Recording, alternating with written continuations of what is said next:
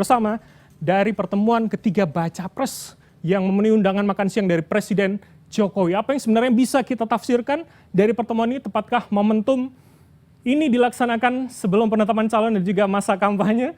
Dan untuk menganalisanya sudah bersama kami Direktur Eksekutif Carta Politika Indonesia, Yunarto Wijaya.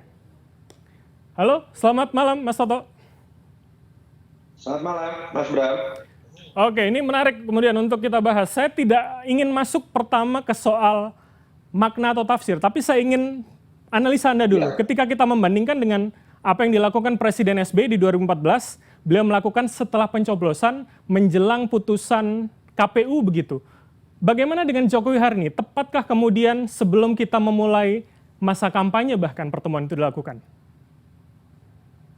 Iya, kita bisa lihat ini dari dua kacamata ya, Mas Bram. Kacamata pertama memang kita harus apresiasi bahwa ini membawa pemandangan sejuk lah, bahwa berkumpulnya tiga capres bersama dengan Presiden dalam kondisi makan bersama, ketawa-tawa, konvers bersama. Saya pikir satu hal yang harus kita apresiasi.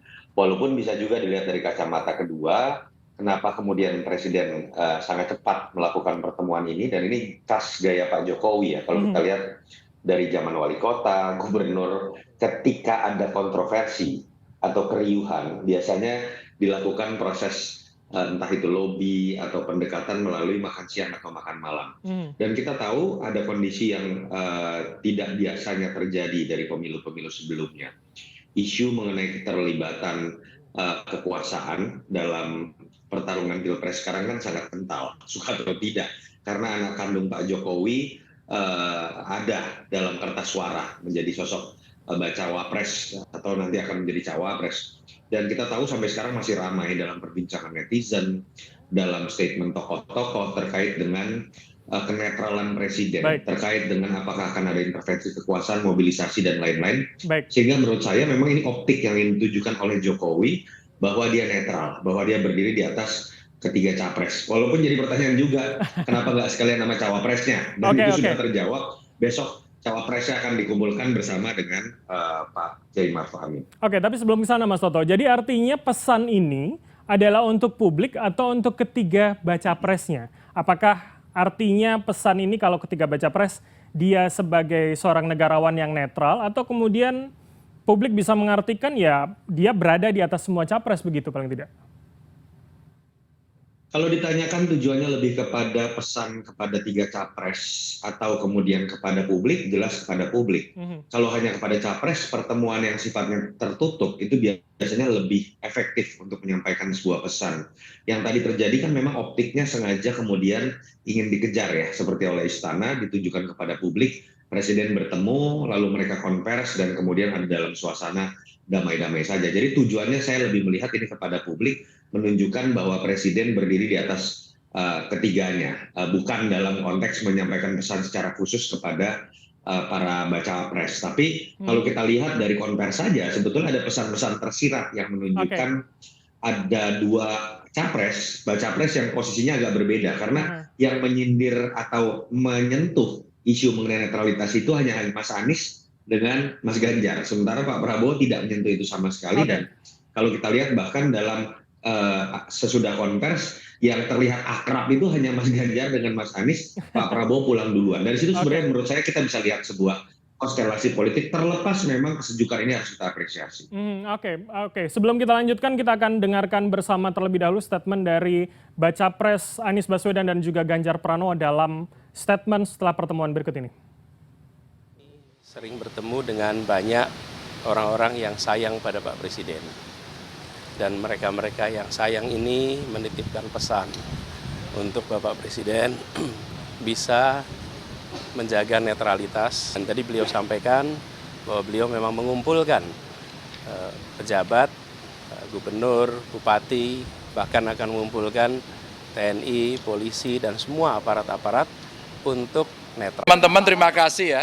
Tadi kita setelah bertiga bareng ngobrol sama Pak Presiden, kita tahu persis Pak Presiden mencoba untuk kita selalu bisa berkomunikasi dengan baik, dan beliau orang baik, insya Allah juga akan mendukung sistem demokrasi yang baik, dan mudah-mudahan tadi yang disampaikan oleh beliau juga insya Allah akan bisa dilaksanakan. Lumayan, jadi bagus ya, kita juga dalam suasana yang akrab, dan tadi kami juga ucapkan terima kasih diundang. Kalau nggak diundang kita jarang bisa kumpul ya. Kayak begitu. Saya kira demikian ya. Jadi beliau juga berharap suasana bagus dan kita juga berharap suasana baik. Oke, kalau bahasanya Mas Anies menyampaikan pesan mereka yang sayang, tapi kalau Mas Ganjar bahasanya adalah mendukung, semoga mendukung sistem demokrasi yang baik. Mas Toto, saya kembali ke Anda. Artinya ini pesan yang tersurat atau tersirat cenderung sarkas begitu Mas Toto? Ya, saya pikir naif ya kalau kita kemudian tidak mengatakan bahwa ada potensi anomali yang terjadi dengan anak kandung presiden yang maju menjadi cawapres ketika ayahnya masih berkuasa. Bisa dua pilihan. Satu, kemudian spekulasi atau tuduhan bahwa presiden akan kemudian ikut berpolitik. Atau yang kedua, andai kata pun presiden netral, psikologi dari pihak-pihak yang merasa ada di bawah presiden, misalnya birokrat, misalnya kemudian aparat, apakah tidak akan overacting kemudian untuk mendukung salah satu pihak. Kenapa saya katakan itu? Hari ini jelas loh, ada video viral dari Wamendes yang menyatakan dirinya berpihak gitu, membantu Prabowo Gibran. Atau kemudian ada Wamen ATR dalam tweetnya yang menyapa dengan istilah selamat pagi, diartikan Prabowo Gibran, sambil kemudian mengatakan akan membagi-bagi sertifikat. Tidak bisa kemudian memisahkan kerja sebagai menteri, wakil menteri dengan kemudian kapasitas untuk berpihak sebagai anggota partai. Dan itu yang menurut saya kalau kita lihat tadi, kenapa sih kenyamanan dalam konversi itu lebih terlihat di Mas Ganjar dengan Mas Anies. Mereka terlihat sangat akrab dan jelas menyampaikan mengenai isu netralitas ini. Itu yang menurut saya berbeda dan menjadi beban Pak Prabowo ketika kemudian dibebani oleh isu mengenai politik dinasti, intervensi kekuasaan, dan lain-lain. Dan suka atau tidak, apakah netralitas ini hanya bisa dibuktikan melalui gimmick makan siang? Ya nggak bisa. Hanya bisa dibuktikan oleh waktu, bagaimana ketegasan presiden terkait menteri-menteri yang bermain politik menggunakan kekuasaan, terkait dengan mobilisasi yang mungkin terjadi dari para aparat, hanya waktu yang bisa membuktikan. Itulah yang menyebabkan kenapa sih banyak sekali tokoh kritik keras terhadap majunya Mas Gibran, bukan tentang menolak usia muda, bukan tentang menolak darah biru, tapi ketika ayahnya masih berkuasa, kontroversi ini pasti akan terjadi selama masa kampanye. Oke, Mas Toto, saya menarik ketika Anda mengatakan soal psikologis, rasanya Mas Anies lebih dekat dengan Mas Ganjar. Saya ingin lebih masuk ke soal itu. Artinya menurut Anda hari ini paling tidak publik bisa melihat jelas gitu, mana batas establishment atau kemudian petahana, mana kemudian penantang begitu ya, untuk melihat atau memetakan di mana para capres ini berada, Mas Toto? Ya, kalau kita lihat dulu ada sebuah asumsi yang menggunakan logika linear. Kalau kemudian dalam survei itu kan yang dua tertinggi adalah Mas Ganjar dengan Pak Prabowo. Dan kemudian ada sebuah asumsi yang mengatakan bahwa pemilihnya Mas Anies ini lebih dekat dengan Pak Prabowo karena alasan ideologis, karena kemudian sejarah pemilu, sehingga Pak Prabowo lebih punya kemungkinan untuk menang ketika bicara putaran kedua. Sekarang menjadi situasinya berubah. Kalau kita lihat kedekatan Mas Anies dengan Mas Ganjar dengan isu yang sama mengenai netralitas, jangan ada pemilu yang curang, itu kan menunjukkan bahwa kemudian ada musuh bersama yang saat ini kemudian dihadapi oleh kedua calon di luar Prabowo Gibran, yaitu isu mengenai potensi pemilu curang, mengenai potensi terjadinya mobilisasi aparat dan lain-lain, politik dinasti dan lain-lain. Itu yang menyebabkan ruang dari atau kemudian konstelasi di putaran kedua ini menjadi cair kembali. Petanya tidak bisa kita baca dengan logika linear yang tadinya kita bisa berasumsi bahwa Pak Prabowo akan diuntungkan kalau masuk di putaran kedua.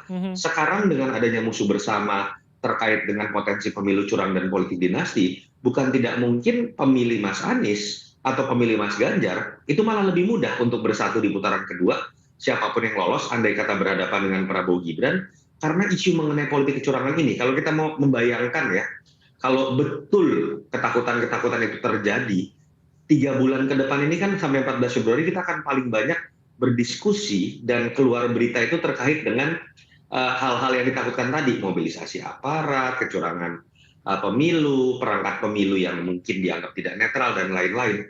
Itu akan membuat kemudian pemilih dari Anies dan Ganjar yang tadi terpisah secara ideologis, sentimen historis pemilu itu kemudian menjadi bisa bersatu. Ini yang Oke. menyebabkan dari awal saya selalu mengatakan buat Pak Prabowo menggandeng Mas Gibran itu berpotensi bisa menjadi blunder apabila dia masuk di putaran kedua. Oke, berarti kalau dari logika itu tadi Mas, bukankah kemudian linear akhirnya kita berpikir dua poros itu akan lebih jelas terlihat? Andai kata misalkan putaran kedua siapapun yang akan masuk di sana, bukankah penantang akan terus bersama begitu? Melihat psikologis dari para partai pendukung masing-masing calon ini, masing-masing poros ini. Iya, tadinya itu kan orang beranggapan ketika Prabowo dengan Ganjar bertarung di putaran kedua, Mas Ganjar itu tadinya dianggap yang paling mewakili keberlanjutan rezim. Partainya pun sama dengan pemimpin rezim yang berkuasa. Sehingga kemudian pihak oposisi dari pemilih Mas Anies lebih mungkin bergabung dengan Pak Prabowo karena dalam barisan pemilih Pak Prabowo itu masih didominasi oleh pemilihnya di 2 pemilu sebelum, yang notabene sebenarnya tidak terlalu nyaman dan puas dengan kinerja rezim yang sekarang.